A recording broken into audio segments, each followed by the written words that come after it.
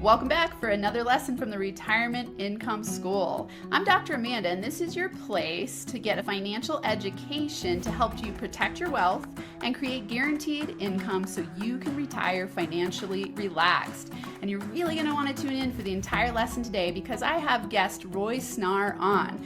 Roy Snarr is a nationally recognized safe money and long-term care strategist. He's known for designing integrated plans that blend guaranteed income annuities with modern LTC solutions. He leads Roy Snarr Retirement Solutions and Snarr Agent Academy, speaks on major industry stages, and has authored best-selling guides on Social Security 101 and also on long-term care. Roy is on a mission in his personal life and in his business, and this is because after his mother's disability upended his family, he committed to helping retirees protect their assets, create lifetime income, and plan for care without gambling their nest egg. So as you can tell, for those of you who have been here with me on the Retirement Income School, Roy is so in alignment with my mission as well, helping you retire financially relaxed.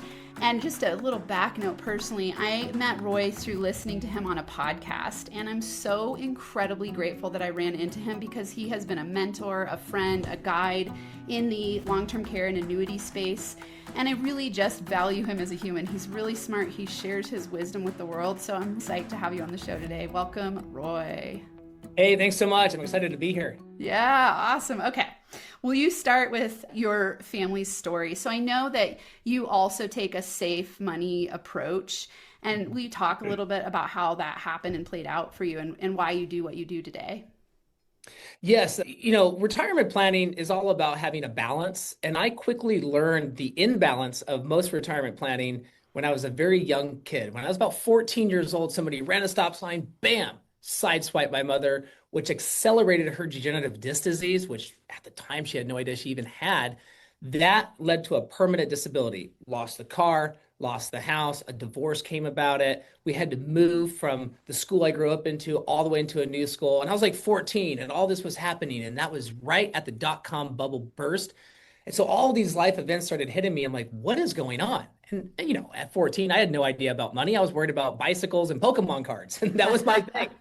But that event always stuck with me. And I remember us struggling financially, going through lots of hardships. I'm like, how is this possible? We were a middle income family. How did everything get taken away? So that event stuck with me. And as I got older, started studying in college, I became fascinated with the financial industry and the different aspects to it on how to actually have safety and protection while still being able to take part in some riskier investments for higher rates of returns. And, fast forwarding today, it's been a little over 15 years. And it's funny looking back on how fast time flies. And the other great part about it is my mother is still able to work with me, even though she's disabled. She helps run the office and do some phone calls. So it's really fun to still be with her. And the whole journey started because of the unfortunate event, which has allowed us to help thousands of people all over the country not go through the same thing that we went through.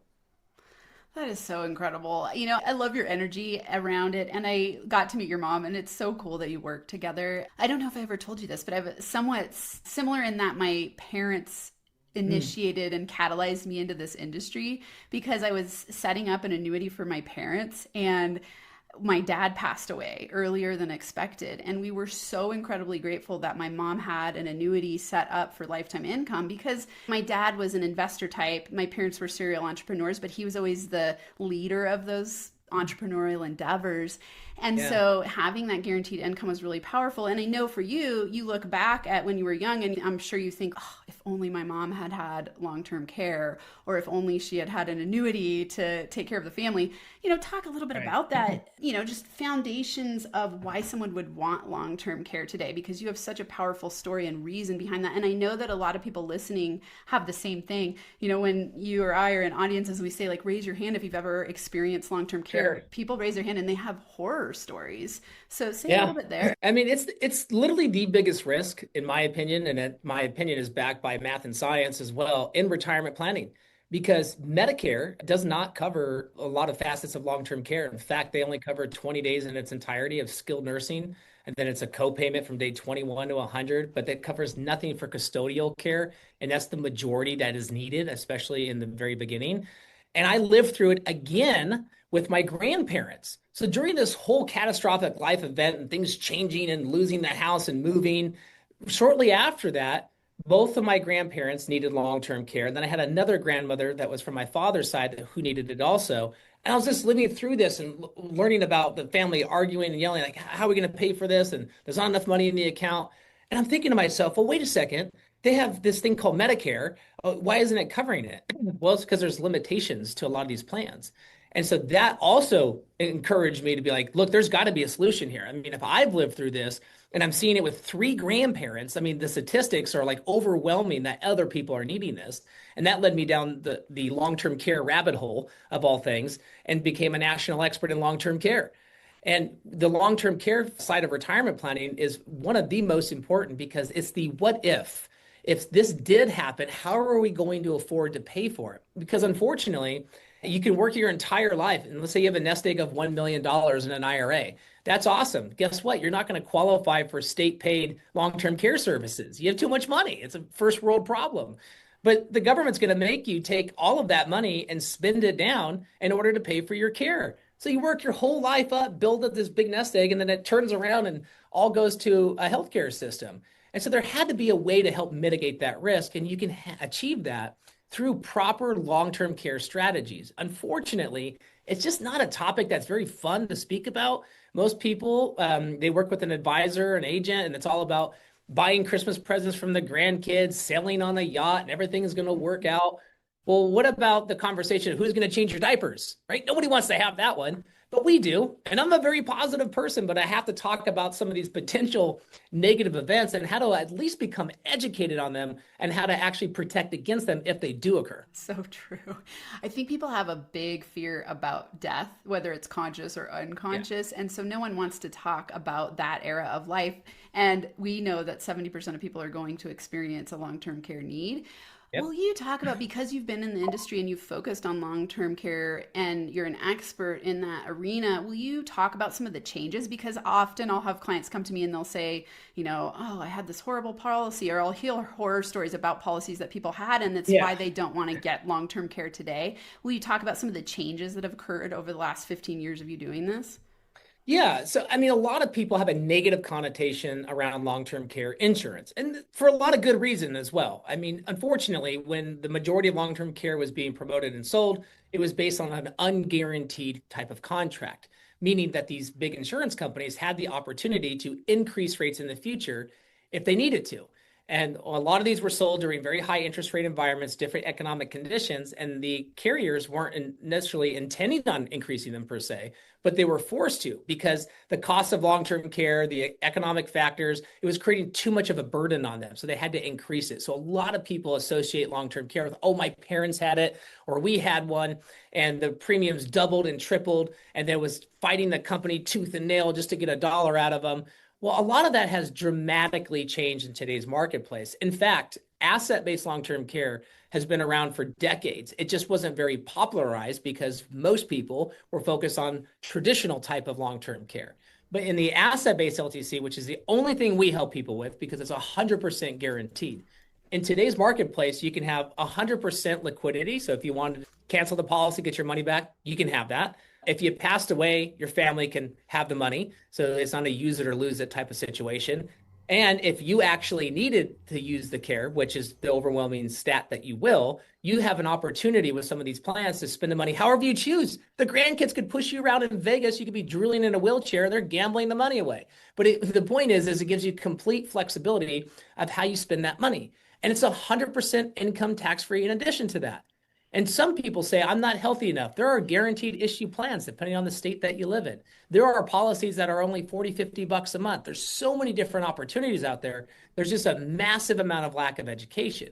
And one of the best ways I can help people relate to this, because a lot of the folks here, especially in the higher net worth realm, they're going to talk about self-insuring. Well, let me give you the 2 ways you can self-insure. The first way was with your own money that's being invested, that is not necessarily guaranteed. It may not be tax advantaged. Or the second way is to have it guaranteed and 100% income tax-free.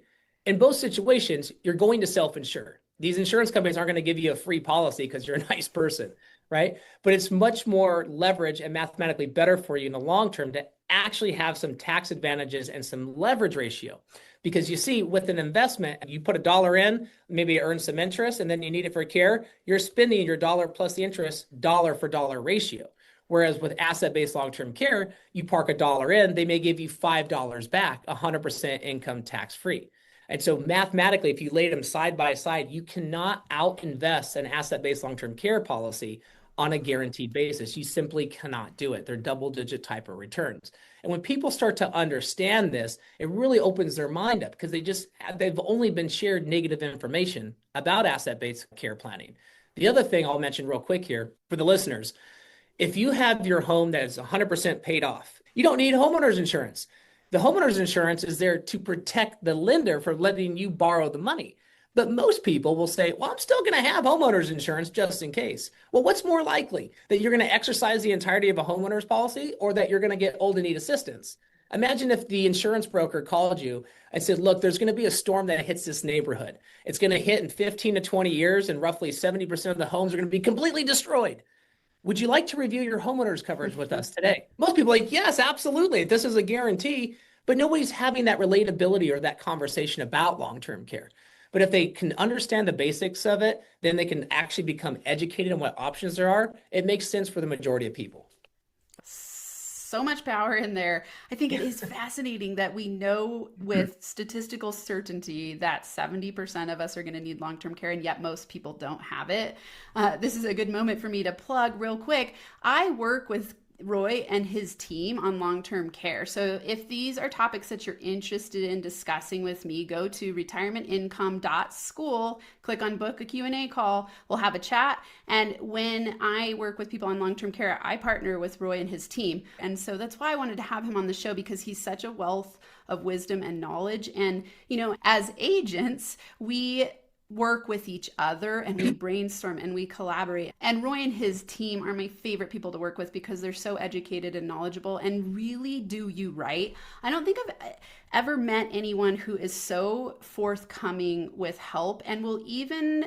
He taught me this, and I think it's really important. I've had clients on who, you know, they've got this net worth picture, and I'm not looking to say, I want all of your assets, because if it's not a good fit, that doesn't make sense. I'm always interested in helping you with your retirement income strategy that works best for you. And Roy is so ethical in that way as well. So when we work together, I just really enjoy the way that he works with people on a very honest level and has so much integrity. So just wanted to say all that. Again, retirementincome.school, go to book a Q&A call.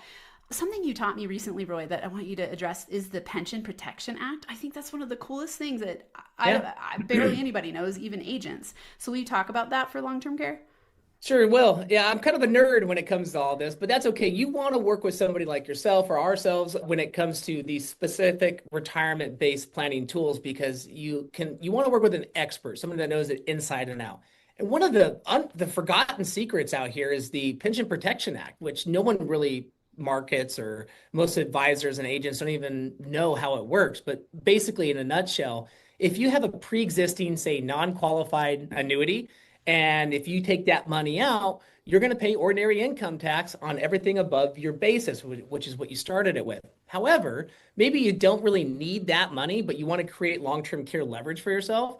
The IRS allows you to exchange that over into a long-term care annuity. And then if you use it for the purposes of care, you're never taxed on any of that interest, which is amazing. So a lot of higher net worth folks, they may have an old non-qualified annuity laying around that they use for the purpose of diversification years ago, but they're not needing it for an income stream. It's just kind of sitting there. And you can create leverage out of that because there's no RMDs with non-qualified funds. And then they take this old annuity, they upgrade it into a long-term care policy, and then bam, they already have their care taken care of. And a lot of times you can own these without any ongoing premiums. I mean, let's be real. You're going to park the money somewhere. You can park it there into an account that may earn you some interest, but you don't really need it. Or you can park it with a long-term care-based annuity and get 5 to 6 times the return, 100% income tax-free, if you actually need it. So 100 in can generate 5 or 600,000 for long-term care. The reality is you're going to spend that same 5 or 600,000 anyway. Why not use a smaller portion to create leverage that's not costing you on an ongoing basis?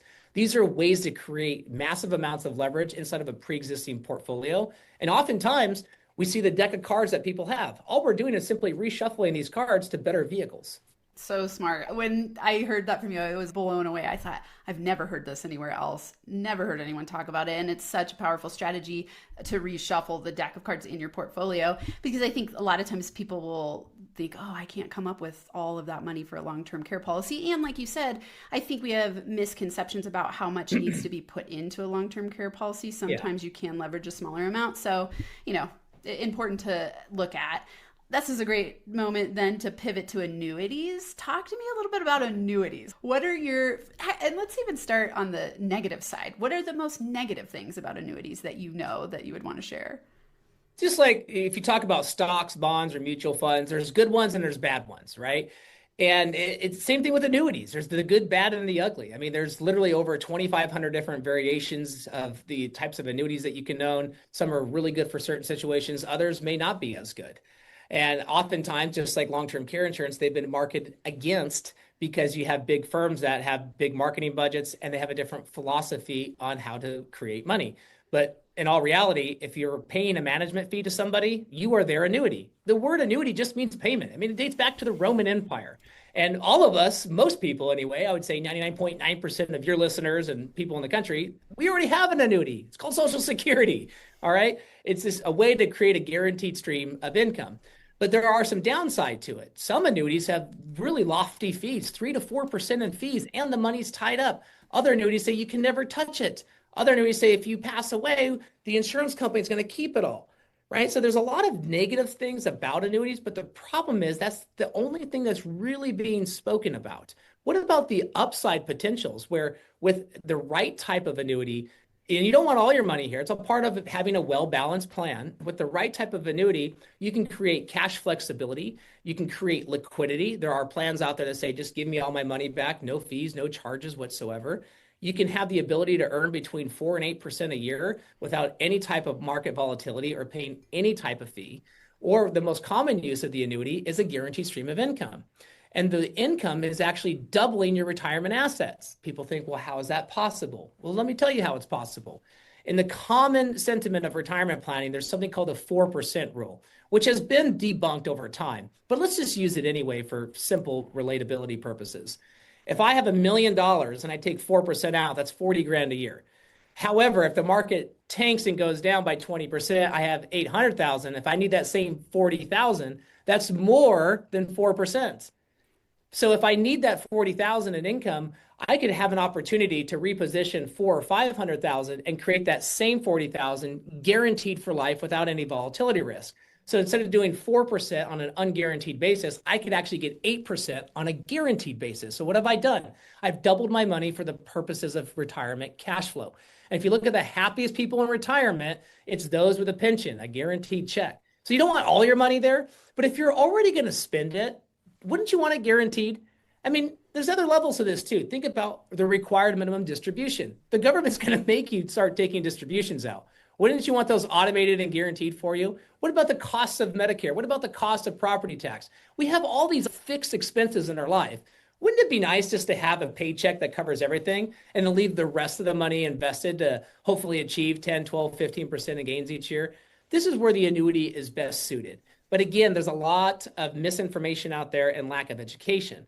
But as long as you can be properly educated on it and get non-biased information and do your own research, you'll actually see the overwhelming benefits of annuities. In fact, big giant firms such as BlackRock and others have done publications about how having an annuity, a part of an overall portfolio, creates an immense amount of balance and de-risks the future of retirement. I love thinking about how when you have an annuity and research shows that you're happier, you also have the opportunity to invest differently in the other portions of your portfolio because you know that you have that guaranteed income. So when we think about income floors, there's pensions, Social Security, annuities. Talk a little bit here about Social Security. One of the biggest questions I get asked that I've debunked here on the Retirement Income School is Social Security going bankrupt? Will you say what you think the future of Social Security is? So that's a very interesting question because anyone can go on to Social Security's website and Google and read around. And they'll straight up tell you, hey, we're out of money coming up here really soon, like 2033, 2034, depending on the year. And then they have their annual report that comes out once a year, and that number keeps getting adjusted.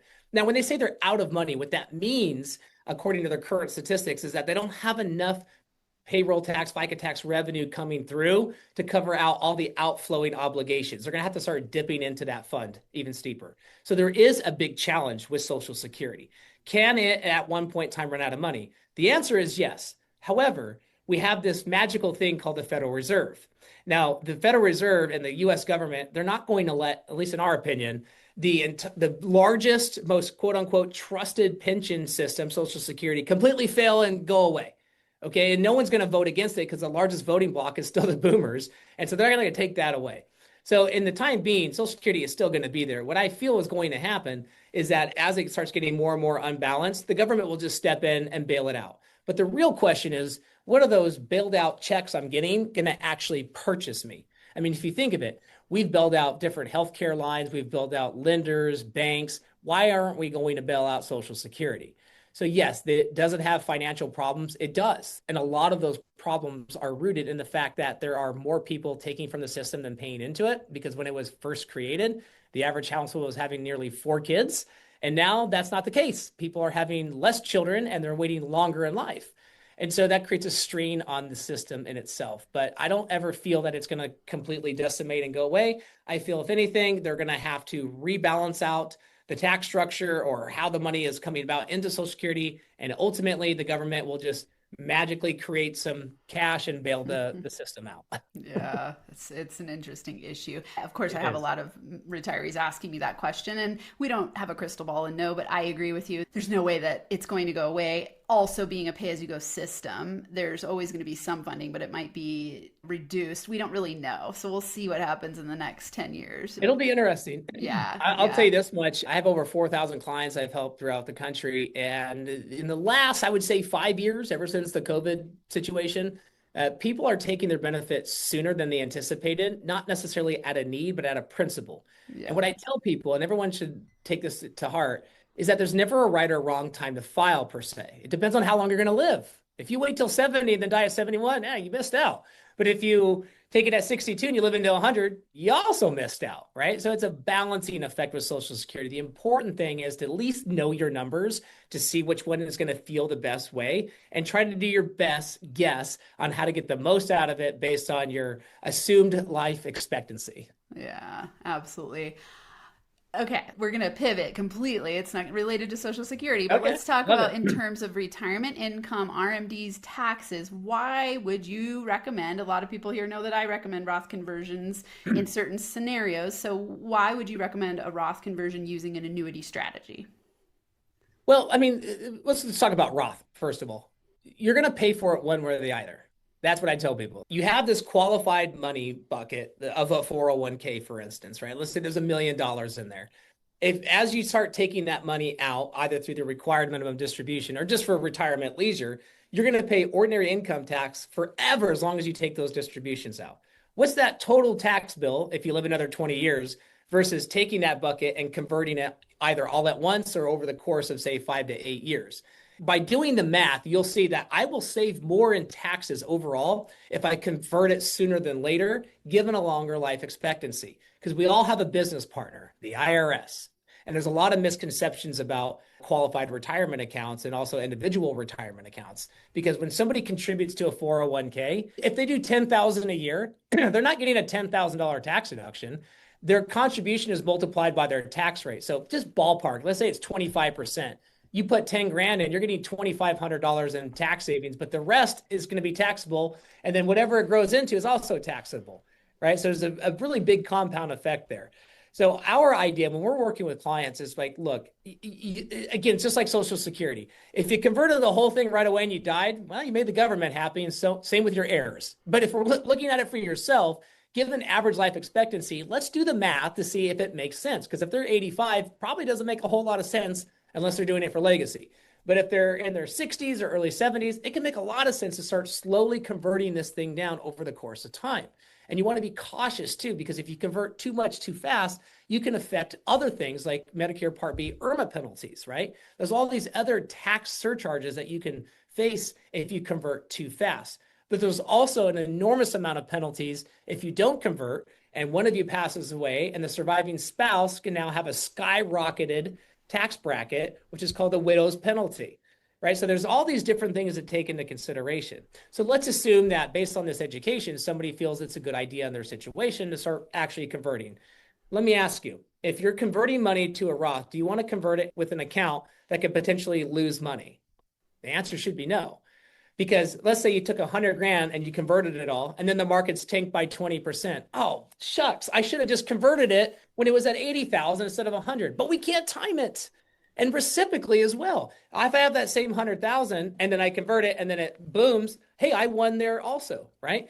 So you want to have protection of the downside on the conversion strategies, but still allow for an upside potential. All right. The only way to do that, there's only 6 companies that we know of in today's marketplace that will allow you to have 100% return of your premium if you change your mind.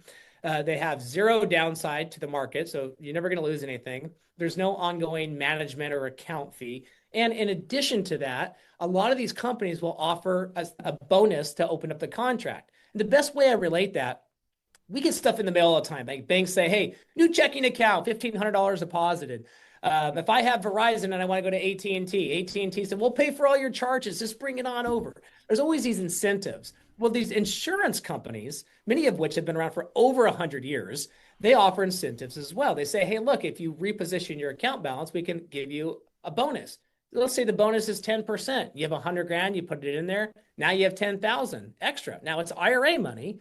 But now as you're converting, that 10,000 could be used to help pay for some of the taxes you were already going to pay for it anyway.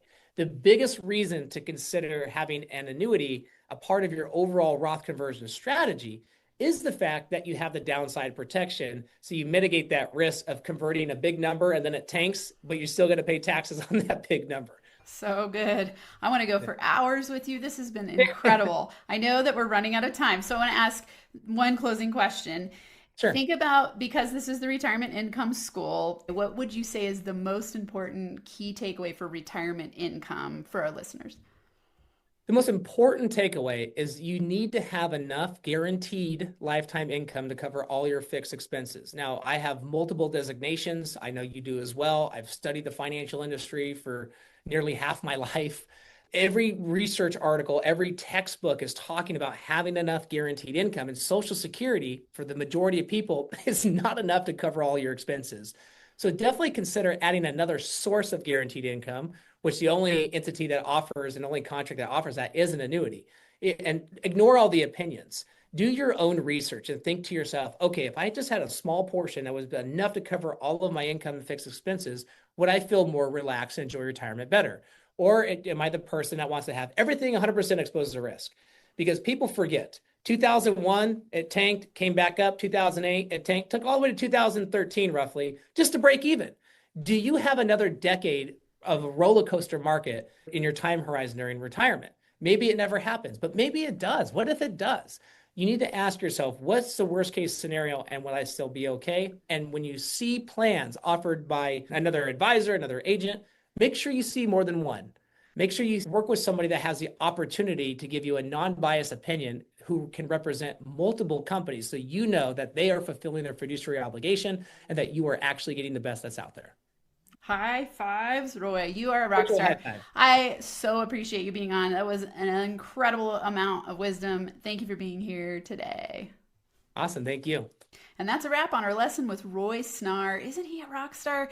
I really just love his energy. He's so fun to work with. I'm so grateful that he was able to come on and give us his wealth of wisdom about all things Social Security, long-term care, annuities, Roth conversion. If you want to chat with me about the things we discussed in this lesson, go to retirementIncome.school and click on book a Q&A call. Like I said earlier, I sometimes work with Roy and his team on case design and strategy, so he is in my back pocket helping me with my clients. So again, go to retirementIncome.school and book a Q&A call.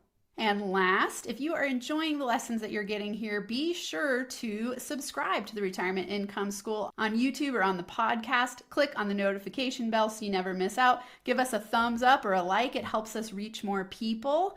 And keep on coming back to the Retirement Income School, where I'll continue to bring you financial education to help you keep your money safe and make it last so you can enjoy retirement. This content is for educational purposes only and is not financial, legal, or tax advice. Always consult a qualified professional before making decisions about your